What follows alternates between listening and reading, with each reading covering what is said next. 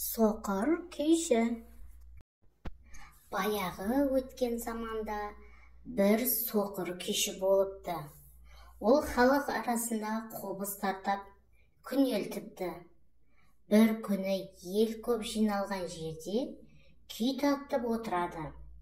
Жиналған қауым тиын-тебен беріп, тараған кезде сәнді киім киген біреу келіп, шалдың қойнына қолын салады. Шал алдымен сасқалақтағанмен артынан ұрының қолын ұстай алады да: «Халқым-ау, тапа-тал түсте тонап жатыр», деп айғай салады. «Өзің шіреніп киініп алыпсың, сөйте тұра ғарып кісіге қиянат жасайсың, ұялмайсың ба?» деп жұрт шуласады. «Мен шалдың қалтасына садақа салмақ едім, қолымды ұстай алды», дейді ұры. Халық шал мен ұрыны қазының алдына апарады. Екеуін тыңдап болып, ұрыға ашуланған қазы ақыра бастайды. Сол кезде ұры ұялмастан: «Мырза, менің әке-шешем бай. Қайдағы бір соқыр шалға қиянат жасап, не қылайын? Садақа бермек болып едім, қолымды ұстай алды», дейді. «Сен сияқты сұмды тәрбиелеген қандай әке екен?» деп тепсінді қазы. «Мырза, сіз білесіз», дейді сонда ұры.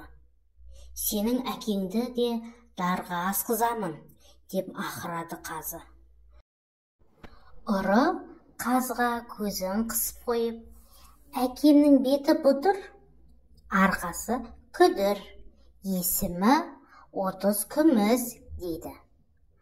Қазы ойланып қалады. Біраздан соң ұры шалды қаматып тастайды. Қараңғы түскен соң қазы мен ұры кездеседі. Ұры қазыға 30 күміс теңге санап береді. Ертеңіне қазы соқыр шалға келіп: «Сен кәрі қақпас, адал адамға жала жауып жүрсің», деп зіркілейді. Шал жауап қатпай отыра қалып, жерді қазып тыңдайды. Бұған қазы таңданып, шалдың оның мәнісін сұрайды.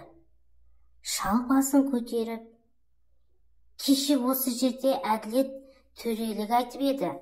Сол әділет 30 теңгенің салмағын көтере алмай, жердің тесігіне түсіп кетіпті. Не сол әділетті алам, не 30 теңгені алам», деп жауап береді. Қазы өз қателігін мойындап, ұрыны жазалайды. Соқыр күйшіге үлкен сый жасап, ат мінгізіп, аттандырып салады.